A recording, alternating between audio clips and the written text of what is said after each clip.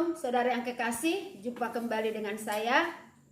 Nah, sebelum kita ke firman Tuhan, kita berdoa dulu. Bapa, kami bersyukur di hadapan-Mu Bapa, karena kebaikan Tuhan. Kami boleh berjumpa kembali malam hari ini. Kami ingin belajar Tuhan dari kebenaran firman Tuhan. Dan kami juga mau diajar terus oleh Roh Kudus, supaya kami mengerti, supaya kami mengetahui isi hati Tuhan nyata di dalam kehidupan kami. Terima kasih Bapa, kami bersyukur. Dalam nama Tuhan Yesus, kami berdoa dan bersyukur. Haleluya. Amin. Saudara yang kekasih, saya akan membagikan berkat-berkat yang Tuhan berikan, pengetahuan dan pengertian saudara mengenai akhir zaman ini. Kemarin pagi kami berdoa, Tuhan memberikan sesuatu, kenyataan Tuhan bagi kami di waktu berdoa mengenai akhir zaman ini, situasi saat ini saudara. Ada 3 hal yang Tuhan kasih tahu kepada kami. Yang pertama adalah bagian Yudas saudara, yang menjual Tuhan Yesus, yang membuat rekayasa penangkapan kepada Tuhan Yesus. Itulah tipe-tipe orang yang pertama Tuhan kasih tahu kepada kami saudara, tipe Yudas. Nggak mungkin, nggak benar itu mah hamba sesat, itu mah nabi-nabi palsu. Nah, seperti Yudas. Jadi dia menjual Yesus, akhir-akhirnya dia bunuh diri saudara. Banyak orang yang seperti itu sekarang saudara, dia nggak peduli, dia nggak mau diingatkan, tidak mau mengerti. Nah, itu tipe-tipe Yudas saudara. Malah jadi penghujat. Dialah yang menjual Tuhan Yesus, dialah yang merekayasa penangkapan Tuhan Yesus. Nah, tipe yang kedua saudara, seperti Petrus. Nah, kemarin waktu doa saudara, Roh Kudus berkata di hati saya sedih melihat orang-orang yang sudah menerima tanda dari dunia ini. Seperti Petrus, di saat Petrus menyangkal aku, kata Tuhan, hatiku sedih. Aku melihat Petrus dari jauh. Dan dia juga melihat saya. Hatiku sedih. Tapi Petrus mengakui kesalahannya saudara. Menyesali. Malah dia terus mengikut Tuhan. Sampai ke kayu salib pun Petrus ikut. Dia menyesali perbuatannya. Nah, seperti itu saudara. Tipe yang seperti Petrus saat ini. Mungkin banyak orang yang sudah menerima, tapi dia menyadari, dia menyesal. Tuhan beri kesempatan buat mereka. Tapi dengan syarat, saudara, harus menerima konsekuensi. Tipe Petrus. Jadi menerima konsekuensi apapun yang sudah dia kerjakan. Seperti Petrus juga menerima konsekuensi, saudara. Dia itu akhir hidupnya mati disalib, terbalik, kepalanya ke bawah, dan seperti letter X. Dia harus melewati setiap apa yang Tuhan sudah izinkan dalam hidupnya. Dia alami saudara. Terus di waktu doa, Tuhan kasih tahu, kenapa aku menemui Petrus di waktu dia ingin lari dari penderitaan. Supaya aku menguatkan. Bukannya supaya Petrus tidak mengalami konsekuensinya, tapi supaya Petrus kuat mengalami konsekuensi yang dia terima. Jadi seperti itu saudara, tipe Petrus. Padahal Petrus sebelum menyangkal juga Tuhan sudah kasih tahu. Petrus, sebelum ayam berkokok, kamu akan menyangkal aku 3 kali. Nah, kalau dilihat saudara, kenapa ya Petrus tidak menyadari, tidak merenungkan di waktu Yesus berkata? Karena Petrus sudah ketakutan. Dia ditanya seorang hamba perempuan, inilah temannya Tuhan Yesus. Dia bilang, tidak, aku tidak bersama-sama dengan dia. Terus ditanya lagi, ini selalu bersama-sama dengan dia? Dia bilang, tidak. Sampai ketiga kali saudara, Petrus bersumpah bahwa dia tidak mengenal Yesus. Dia takut. Hanya seorang perempuan yang bertanya kepada dia, seorang hamba perempuan. Seperti itulah saat ini saudara. Banyak orang ketakutan. Karena dia ketakutan, dia menyerahkan diri. Tapi di waktu kami doa, di hati saya saudara, Di saat dia menyerahkan diri kepada dunia ini, Yesus juga melihat dan hati Tuhan sedih. Petrus menyesal setelah ayam berkokok, lalu dia tetap mengikut Tuhan. Bukan seperti Yudas, di waktu dia menjual Tuhan, lalu dia campakkan kembali uang itu, dia pergi, dia bunuh diri. Tapi Petrus, saudara, dia menyesali perbuatannya. Itulah yang Tuhan kasih tahu saat-saat ini, saudara. Setiap orang yang sudah menerima tanda itu, dia menyesal. Ada penyesalan. Tuhan juga beri kesempatan bagi mereka yang mau menyesal. Tuhan memberi kesempatan bagi mereka yang menyadari. Tapi konsekuensinya harus menerima. Seperti Petrus menerima konsekuensi. Entah seperti apa, Tuhanlah yang tahu. Tuhan taruh di hati saya supaya dikasih tahu kepada orang-orang. Mulai sekarang mereka harus sungguh-sungguh di dalam Tuhan. Mempersiapkan diri untuk menerima konsekuensi itu. Harus mempersiapkan diri sungguh-sungguh. Katakan supaya mereka kuat. Harus kuat.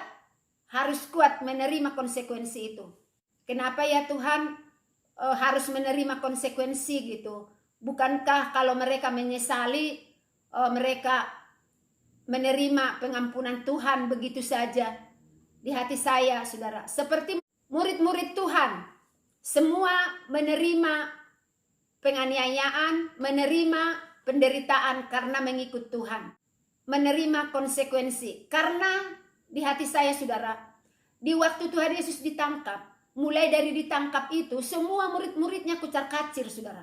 Lari mengambil jalan masing-masing. Tidak ada yang mau melihat Tuhan Yesus sampai ke penderitaan itu, selain daripada Petrus, saudara. Kenapa Petrus di waktu dia menyesali, Tuhan harus berikan juga konsekuensi penderitaan, saudara. Di hati saya, supaya murid-murid yang lain tidak iri.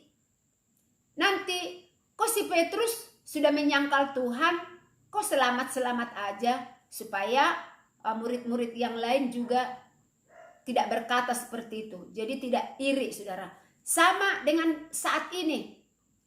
Kalau orang yang sudah menerima, saudara, menerima tanda itu, terus selamat-selamat aja. Terus bagaimana dong orang yang tidak menerima? Sebab orang yang tidak menerima juga menderita. Karena tidak bisa kemana, tidak bisa begitu. Pokoknya terbataslah gerak-gerik orang yang tidak menerima. Nanti orang yang tidak menerima itu iri dong kepada orang yang lain. Kalau mereka hanya selamat-selamat begitu saja. Jadi Tuhan masih beri kesempatan, tapi dengan ada konsekuensi. Yang ketiga, saudara, orang-orang yang bertahan. Di hati saya seperti ini. Jangan takut, nak. Jangan takut. Sebab aku ada. Seperti Elia, 3,5 tahun. Dia ada di dalam kekeringan. Tidak ada makanan, minuman, susah. Tapi Tuhan pelihara. Aku pemelihara, kata Tuhan. Kau tahu anakku, aku menyuruh burung mengantarkan roti dan daging buat Elia. Nah seperti itulah di masa sukar nanti. 3,5 tahun awal. Di situ adalah masa sukar, penampian akan ditampi oleh Tuhan. Iman siapa yang kuat, iman siapa yang bertahan. Tapi percayalah, aku ada di situ. Yesus, Roh Kudus masih ada di sini, menyertai kita. Seperti bangsa Israel, di waktu mereka ada di padang gurun, ditaruh di hati saya. Di waktu mereka haus dan lapar, aku menyediakan 7 mata air, 12 pohon korma. Di saat mereka kelaparan dan haus. Jadi orang-orang yang bertahan, jangan takut. Tuhan masih ada bersama kita. Tuhan menyertai kita. Tuhan memelihara kita. Di 3,5 tahun mulai penderitaan. Karena di kitab Daniel dikatakan 7 tahun masa sukar itu. 3,5 tahun penampian. Anak-anak Tuhan akan ditampi. Tapi Yesus ada di situ. Kita bersama-sama dengan Tuhan. Karena firman Tuhan berkata, 2 Tesalonika 2 ayat 7. Karena secara rahasia kedurhakaan telah mulai bekerja tetapi sekarang masih ada yang menahan. Kalau yang menahan itu telah disingkirkan, pada waktu itulah si pendurhaka baru akan menyatakan dirinya. Jadi sebelum si pendurhaka menyatakan diri, gereja belum disingkirkan Tuhan. Anak-anak Tuhan yang bertahan belum disingkirkan sebelum si pendurhaka itu menyatakan diri. Kalau anak-anak Tuhan sudah disingkirkan oleh Tuhan, si pendurhaka akan menyatakan diri. 3,5 tahun kedua, disitulah orang-orang yang menerima tanda itu menerima konsekuensi. Sebab Tuhan juga sudah tidak ada. Karena orang-orang yang disingkirkan Tuhan dari muka bumi ini sudah bersama-sama dengan Tuhan. Di hati saya, disingkirkan seperti Lot, disingkirkan dari Sodom dan Gomora. Seperti Nuh disingkirkan ke Bahtera. Seperti itulah kita nanti disingkirkan Tuhan dari muka bumi ini, saudara. Saya juga nggak tahu kemana kita disingkirkan. Cuma di hati saya tempatnya seperti Taman Eden gitu. Saya mikir Taman Eden. Oh iya, Taman Eden kan semuanya ada buahnya, ada makanan, ada ini. Oh seperti itu. Saya juga tidak tahu kemana kita disingkirkan oleh Tuhan sebelum si pendurhaka menyatakan diri. Jadi di saat awal 3,5 tahun kita menderita, jangan takut. Sebab Tuhan bersama-sama dengan kita, saudara. Itulah orang-orang yang tidak menerima tanda itu. Masa sukar kita akan alami. Kita akan alami. Kita tidak boleh begini, tidak boleh beli, tidak boleh. Kita sudah lihat sekarang, saudara. Sudah mulai sempit pergerakan orang-orang yang tidak menerima tanda. Harus agak tegas sedikit, saudara. Karena semua yang terjadi sekarang sudah menggenapi firman Tuhan. Sudah menggenapi Wahyu 13. Siapa yang tidak menerima tanda itu tidak bisa membeli dan menjual. Mereka yang menerima tanda itu besar kecil, kaya miskin, hamba dan tuan, semuanya sama. Bukan cuma orang miskin doang, bukan cuma orang kaya doang, bukan cuma umur yang sudah tua doang, semua besar kecil. Itu sudah tergenapi, saudara. Nah, kita sudah diingatkan di firman Tuhan, Wahyu 13 itu, saudara, jangan terima tanda itu, entah itu tanda apa. Berhikmatlah melihat itu. Yang penting firman Tuhan berkata, kalau kamu tidak menerima tanda itu, kamu tidak bisa membeli dan menjual. Entah apapun itu tandanya. Berhikmat, minta hikmat dari Tuhan.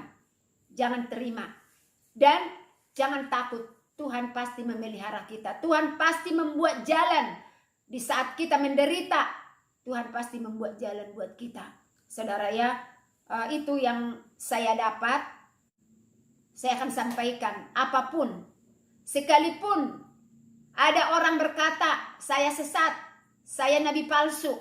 Saya nggak peduli. Yang penting saya sudah menyampaikan apa yang Roh Kudus taruh di hati saya.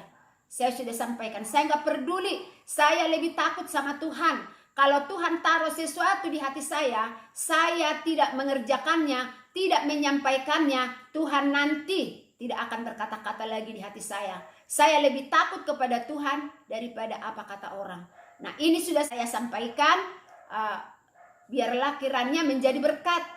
Kalau ada pun orang yang tidak suka, itu hak masing-masing, saudara. Sekalipun saya dibilang sesat, nabi palsu, sepertinya bukan Tuhan yang lain di hati saya. Karena saya menyembah Tuhan Yesus. Berarti Tuhan Yesus, roh Tuhanlah yang berkata-kata di hati saya.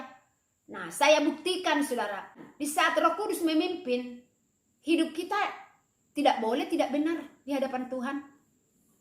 Jadi setiap perkataan Tuhan di hati saya, itu saya imani. Tuhanlah yang berkata-kata. Saya kesaksian, seminggu yang lalu, saudara, saya membagi makanan. Tapi ada seseorang yang suka bikin jengkel, saudara. Ya, panggil sajalah dia si Mr. Bo, gitu ya. Namanya Mr. Bo. Ini orang suka bikin jengkel, saudara. Suka kesal saya sama ini orang. Nah, di waktu membagi makanan, suami saya juga sudah mengingatkan saya. Nanti bagi dia, gitu. Maksudnya si Mr. Bo dibagi. Saya bilang sama suami saya, Tidak usah dibagi dia. Saya kesal sama dia, bikin jengkel mulu. Lalu kami membagi makanan, saudara, kami lewatilah rumahnya. Serasa puas hati saya saat itu. Saya nggak bagi dia, saudara. Tapi besoknya kami berdoa, saudara. Saya berdoa dengan suami saya. Tuhan tegur saya. Tuhan bilang begini, kenapa kamu lakukan itu? Aku tidak suka kamu didakwa iblis. Kamu didakwa iblis 3 hal. Yang pertama, katanya mengasihi. Yang kedua, katanya tidak melihat kekurangan orang lain. Ketiga, katanya berdamai dengan semua orang. Itulah dakwaan iblis. Tuhan taruh di hati saya. Aku tidak suka kamu melakukan itu. Karena kamu didakwa iblis di hadapan saya. Aku tidak suka, kata Tuhan, kamu didakwa iblis. Nah itu, saudara. Jadi kalau bukan roh Tuhan yang berbicara di hati ini, kayak sepertinya yang tidak baik tidak ditegur. Tapi karena roh Tuhanlah yang berbicara, sehingga yang tidak baik itu ditegur. Karena Roh Kudus suka yang baik. Tapi iblis suka yang tidak baik. Jadi saya percaya Roh Kuduslah yang berkata-kata di hati saya. Sekalipun ada orang yang mengatakan nabi palsu, saya bukan nabi palsu. Apa yang Tuhan taruh di hati saya harus kasih tahu. Kalau nanti saya tidak kasih tahu, Tuhan tidak berkata-kata lagi.